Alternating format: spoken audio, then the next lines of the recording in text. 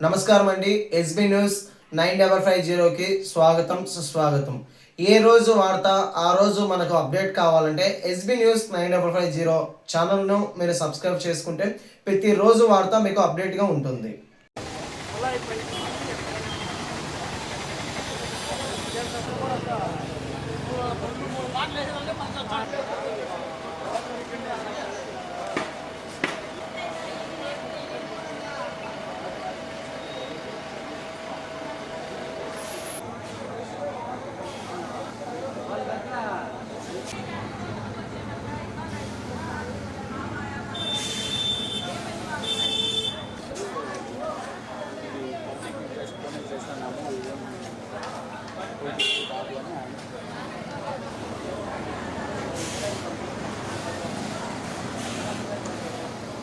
మొత్తానికి మా ఎమ్మెల్సీ గారికి చెప్పారు ఎగ్జాంపుల్ అలాగే అన్ని చూపించాలి సార్. నాకున్న లిమిటెడ్ పవర్ నేను తప్పకుండా చేస్తాను sir from beginning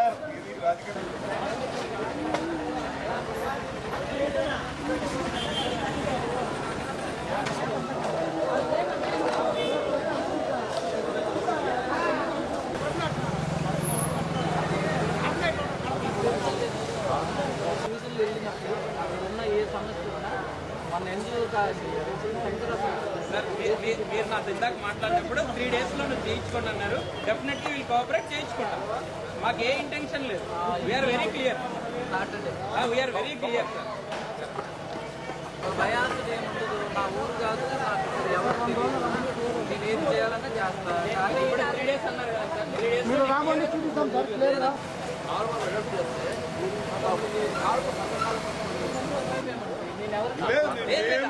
water flow చేసే బాధ్యత మాది. ఎక్కడ వాళ్ళది కూడా కొట్టొద్దని చెప్పాను. స్టెప్స్ వరకు ఇంటికాడ ఎవరిది కూడా కొట్టొద్దు అంటారు. ఒక్క మాట సార్, 3 రోజులు టైం ఇచ్చినారు చేయించుకోమన్నారు. మళ్ళీ మళ్ళీ మళ్ళీ sir let me finish sir. మీరు ఎందుకు తీసాం సార్ స్టెప్స్? నీళ్లు పోయేట్టుగా చేస్తాం. ఇప్పుడు మేయర్ వస్తే ఏమన్నారు?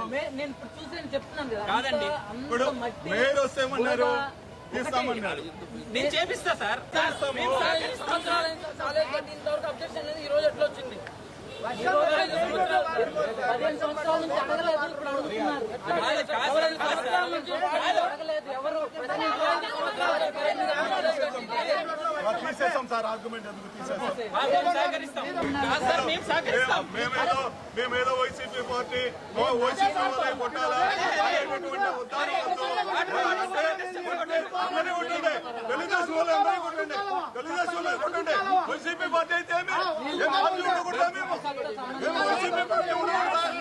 వైసీపీ అభిమానులు ఉండకూడదా? అంటే ఎమ్మెల్సీగా ఉంటే మీకు ఇబ్బంది పెడతారా? జగన్ సార్ జగన్ సార్ ఎవరు పని చేయకూడదా? మాకు అభిమానం ఉండదా? జగన్మోహన్ రెడ్డి అభిమానం ఎందుకు వస్తున్నారు మీరు? జగన్ అభిమానం సార్ దిస్ ఈస్ ఇంటెన్షనల్. మీకు మీరు కాలేజీల కాడికి మాల్స్ కాడికి పదం పడి అంత సార్ మీరు పొలిటికల్ ఇంట్రెస్ట్ కింద చేస్తే తప్పు సార్.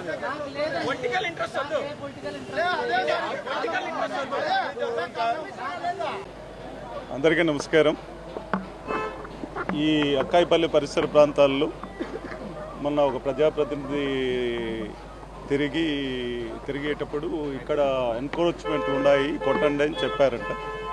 సంతోషం. ఎంకరేజ్మెంట్లు ఎక్కడున్నా కూడా కొట్టాల్సిన అవసరం ఉంది. దానికి మేము కూడా సహకరిస్తాం.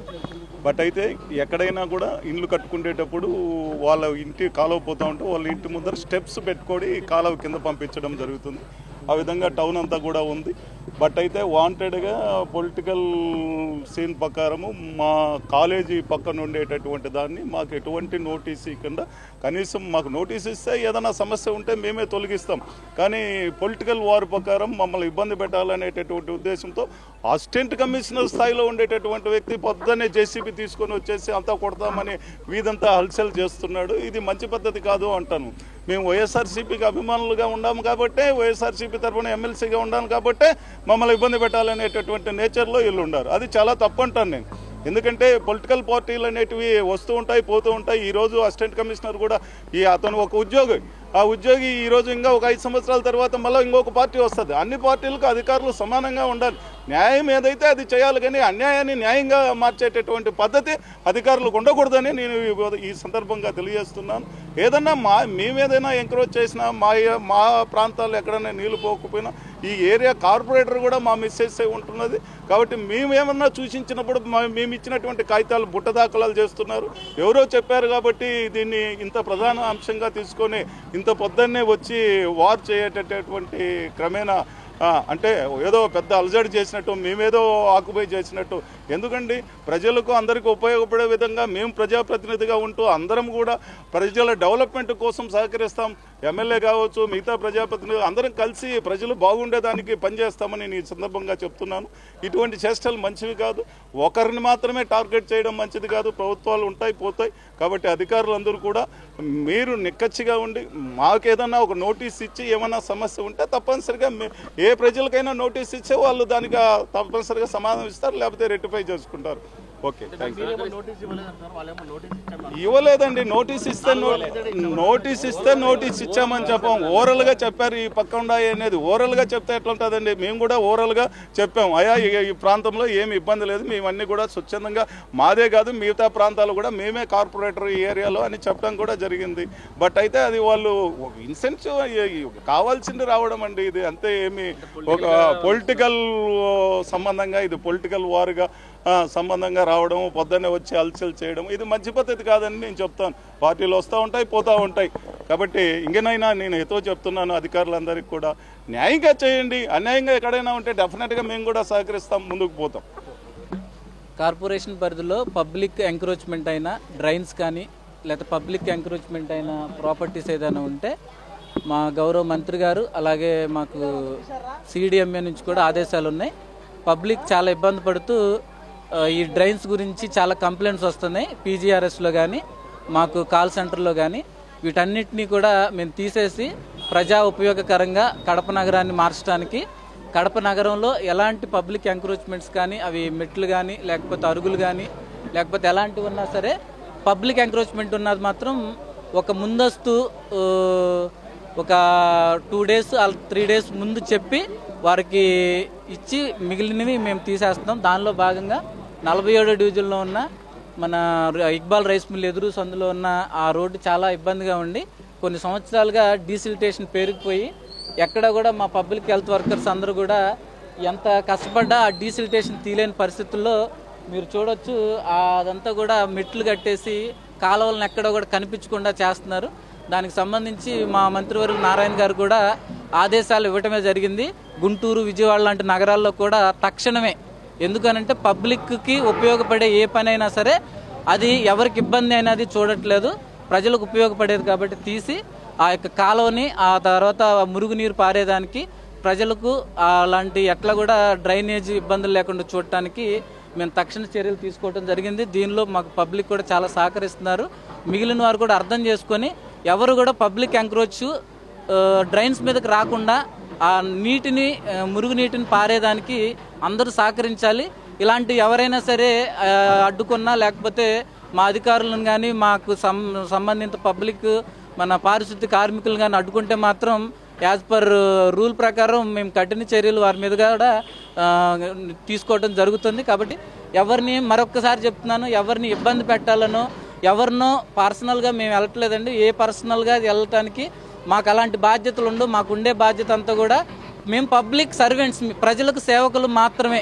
మేము పబ్లిక్ ఆఫీసర్స్, పబ్లిక్ మాస్టర్స్ కాదు. VRA public servant, సేవకులం.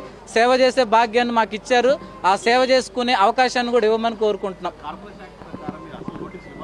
Corporation act ప్రకారం పబ్లిక్ ఎంక్రోచ్మెంట్ జరిగినప్పుడు నోటీసులు ఇస్తే దాని పర్యవసానాలు చాలా తీవ్రంగా ఉంటున్నాయి. దాని మీద డిలే అవుతున్నాయి తప్పితే పబ్లిక్ ఎంక్రోచ్ అయినప్పుడు ఎంక్రోచ్మెంట్ ఇవన్నీ కొన్ని సంవత్సరాల క్రితం జరిగినవి. పబ్లిక్ ఎంక్రోచ్మెంట్ అయితే యాజ్ పర్ జిహెచ్ఎంసీ యాక్ట్ 1955 ఆ సెక్షన్ కూడా మీకు చెప్తాను.